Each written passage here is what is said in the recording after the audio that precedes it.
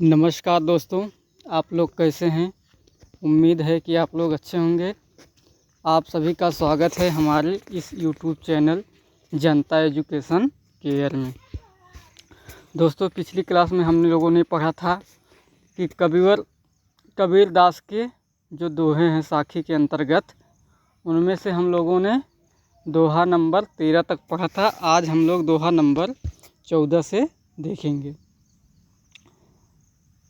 साखी में आने वाले दोहों को, जो बच्चे दोहे हैं, हम उनको आज पढ़ेंगे। इसके बाद कविवर तुलसीदास के दोहों, गीतावली, दोहावली आदि जो कक्षा 11 के पाठ्यक्रम में हैं, उन सबको देखेंगे। आइए देखते हैं, अपने टॉपिक पे हम चलते हैं। पाणी ही तो हिम भय, पाणी ही तो हिम भया, हिम है गया बिलाए, जो कुछ था सोई भया, अब कुछ कहा न जाए। पानी ही तो हिम भया और हिम ही गया बिलाए, जो कुछ था सोई भया, अब कुछ कहा न जाए। पानी ही तो हिम भया। दोस्तों, आपने सुना होगा, पढ़ा होगा कि पानी जो है वो भाप बनकर बर्फ़ भी बन जाता है। पानी जो है बर्फ़ जो पिघल कर पानी भी बन जाता है और पानी ही बर्फ़ का भी रूप ले लेता है। बिल्कुल उसी प्रकार से कबीर दास जी कहते हैं कि पानी जो था वो हिम हो गया, यानी बर्फ़ के रूप में बदल गया। पानी जो था वह बर्फ़ के रूप में बदल गया, बर्फ़ हो गया। और हिम हुए गवा बिलाए, यानी जब पानी बर्फ़ से पानी हुआ और पानी से जब फिर बर्फ़ बना, यानी पानी खोकर फिर बर्फ़ में चला गया। हिम होए गवा बिलाए, हिम मतलब पिघल कर गायब हो गया और वह पानी बन गया। जो कुछ था सोई भया, अर्थात हिम जो था वो पानी का ही बदला हुआ रूप था, चट्टान था जो पानी से ही बना हुआ था। अब कुछ कहा न जाए। कबीर दास जी कहते हैं कि अब जब पानी ही था वो बर्फ़ बना था और बर्फ़ से फिर पानी हुआ, फिर बर्फ़ से पानी हुआ, पानी से फिर बर्फ़ हुआ। जब यह क्रमशः निरंतर हो ही रहा है तो इसमें अब कुछ कहने और सुनने की बातें नहीं आती हैं। और इसका दोस्तों कबीर दास के अनुसार इसके अर्थ को देखते हैं। पाणी ही तो हिम भया, यानी कि जब आत्मा ही परमात्मा का अंश है, जब आत्मा परमात्मा का अंश है तो फिर वह जब इंसान अपने प्राणों को त्याग कर भगवान के पास जाता है, यानी आत्मा परमात्मा में विलीन हो जाती है। आत्मा परमात्मा में विलीन हो जाती है।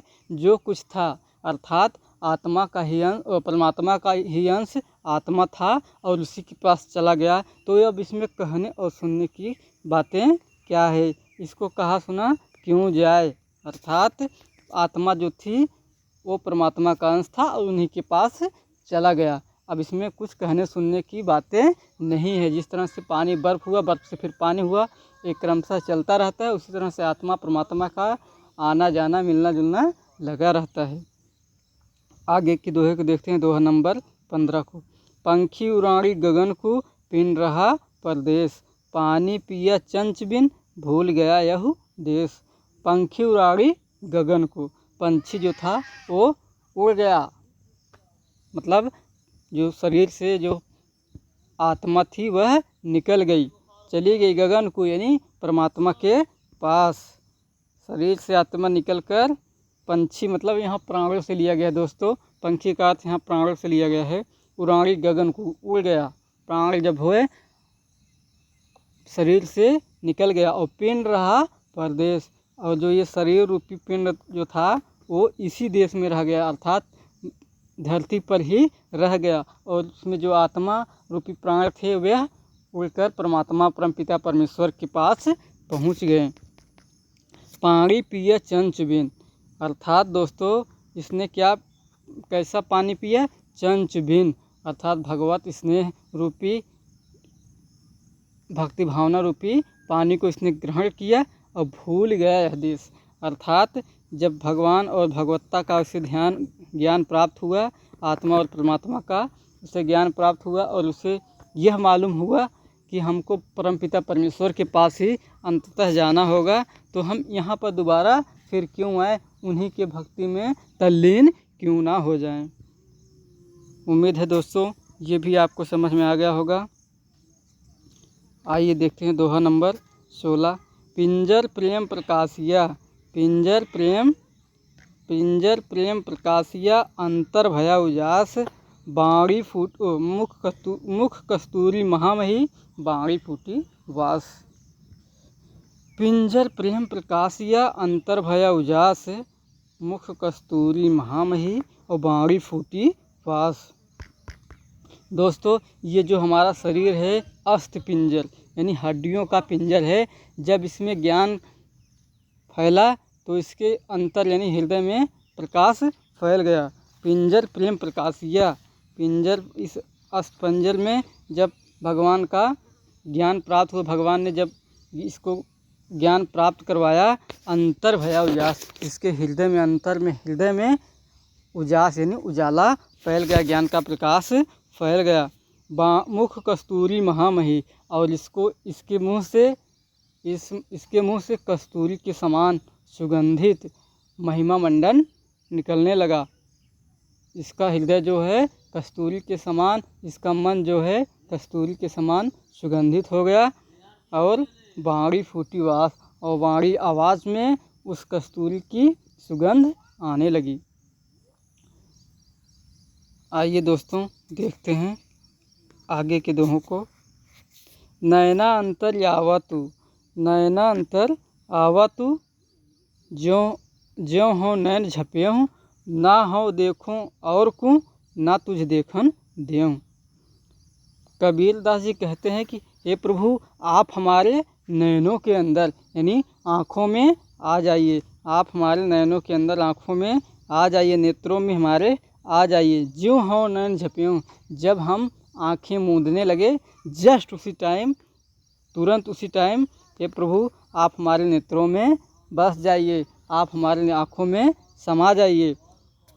ना हो देखूं और कहूँ, ना तो मैं और किसी को देखने दूं और किसी को भी मैं आपको देखने ना दूं। आप हमारे आँखों में इस तरह से आइए कि हम और किसी को ना दूं, ताकि हम जब आप आइए तो हम अपनी आँखें मूंद लें और हम किसी को आपको देखने ना दूं, ना तुझ देखन दूं। ना तो प्रभु आप ही किसी को देख पाओ, हमारे अलावा आप ही किसी को देख पाओ इस संसार में। इस तरीके से प्रभु आप हमारे नेत्रों नैनों में बसिए, आइए। उम्मीद है दोस्तों आपको आ गया होगा। बहुत इजी है दोस्तों, आप सिर्फ इसको पढ़ें और ध्यान से एक ही बार, इसे दोहों को एक बार पढ़ो और दोबारा पढ़ने की ज़रूरत नहीं है। अर्थ और व्याख्या सब दिमाग में घुस जाना चाहिए। कबीर हर रस यों पिया, बाकी रही न थाक। कबीर दास जी कहते हैं हर रस यों पिया, बाकी रही न थाक, अब कुछ बाकी ना रहा।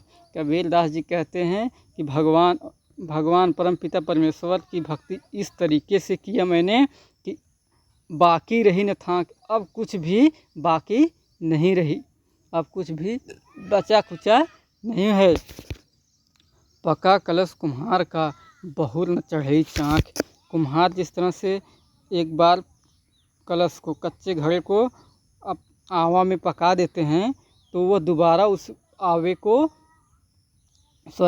घड़े को उस आमे में नहीं डालते, क्योंकि उसका काम एक ही बार में संपन्न हो चुका था, अर्थात वह पक चुका था, तो उसे दोबारा पकाने की कोई आवश्यकता नहीं है। बहुर न चढ़ई चाँक, जिस तरह से पूरा घड़ा जब पक गया था उस आमे में, तो अब वह फिर से चाँक पर नहीं चढ़ाया जा सकता। उसी तरीके से प्रभु मैं अब इस समय पूरी आपके हर रस में, आपके भक्ति भावना में एकदम पूरी तरह से तल्लीन हो चुका हूँ, और हम दोबारा अब इस पृथ्वी पर मोहमाया रूपी संसार में नहीं आना चाहता हूँ। कबीर हरि रस यों पिया, बाकी रही न थाक, पाका कलश कुम्हार का, बहुर न चढ़ई चाँक। ये कबीर दास जी कहते हैं कि हे प्रभु हम जो है आपकी भक्ति में, आपके भगवत में इस तरह से पक चुके हैं कि मतलब अब हमें बाकी नहीं रह गया है कि हम इस संसार में और कुछ किसी और भक्ति भावना को देखें करें। पाका कलश कुम्हार का उसी प्रकार से जिस प्रकार से कुम्हार का पका हुआ कलश फिर से दोबारा चाक पर नहीं चढ़ाया जा सकता है, सेम उसी प्रकार से हम भी जो है आपकी भक्ति में तल्लीन हो चुके हैं और जो है एकदम रेडी तैयार हैं आपके पास आने के लिए।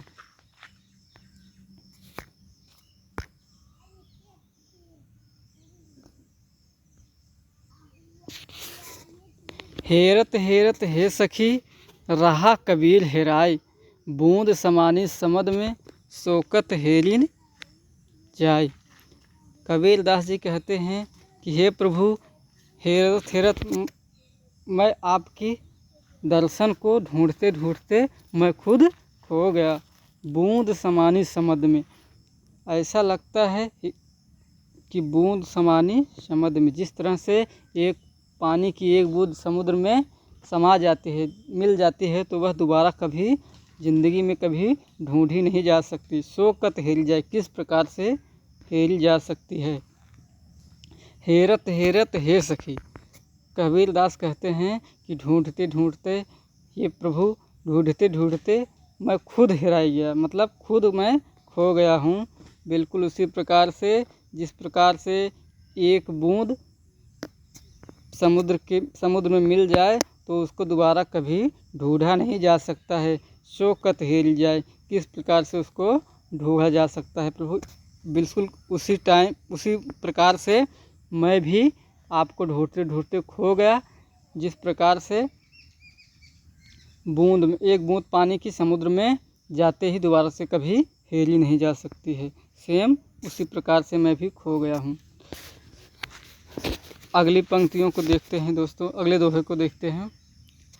कबीर यह घर प्रेम का खाला का घर नाय, कबीर यह घर प्रेम का खाला का घर नाय, शीश उतारे हाथ कर सो बैठे घर माय। कबीर दास जी कहते हैं यह घर प्रेम का, कबीर यह घर प्रेम का, अर्थात कबीर दास जी कहते हैं कि यह घर जो है प्रेम का है, भगवत स्नेह रूपी प्रेम, भगवान से प्रेम करने का यह घर है।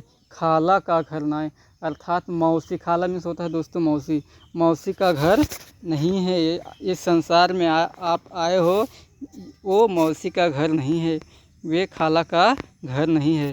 शीश उतारे हाथ कर, शीश को काट करके हाथ में रखना पड़ता है। सो बैठे घर माए, तब जा कर के प्रभु के चरणों में, प्रभु के घर में आपको, प्रभु के चरणों में आपको स्थान मिलता है। अर्थात भक्ति भावना का जो स्वरूप है उसमें आपको मिलने का मौका मिलता है। भगवान के दर्शन तभी होते हैं जब इतने कठिन आदर्शों से आप गुजरेंगे, अर्थात शीश को उतार कर हाथ में रखने की क्षमता आप में होगी, तभी प्रभु के दर्शन आप कर पाएंगे। अर्थात ये मौसी का घर नहीं है कि आप जाओ और जो है भगवान के दर्शन को प्राप्त कर लो। शीश उतारे हाथ कर सो बैठे घर माए, जब मैं था तब हरि नहीं। लास्ट और अंतिम दोहे को देखिए दोस्तों। जब मैं था तब हरि नहीं, अब हरि हैं मैं नाय, सब अंधियारा मिट गया जब दीपक देखा माय। जब मैं था तब हरि नहीं, ध्यान दीजिए दोस्तों, बहुत मस्त दोहा है और ये आखिरी दोहा है, तो इसको अच्छे से पढ़िए और समझ लीजिए। जब मैं था तब हरि नहीं, अर्थात कबीर दास जी कहते हैं कि मैं मतलब दोस्तों है अभिमान, घमंड। जब मैं था अर्थात मेरे अंदर जब अहंकार था तब हरि नहीं, अर्थात तब भगवान मेरे अंदर, मेरे पास, मेरे मन में नहीं थे। अब हरि हैं, अब भगवान हमारे हृदय में हैं और मैं नहीं, और ये जो मैं है ये नहीं है, अर्थात घमंड अब मेरे अंदर नहीं है। और जो है कि अब भगवान हमारे हृदय में बसे हुए हैं। सब अंधियारा मिट गया, सब अंधियारा मिट गया। सभी दुखों का संकट, सभी जो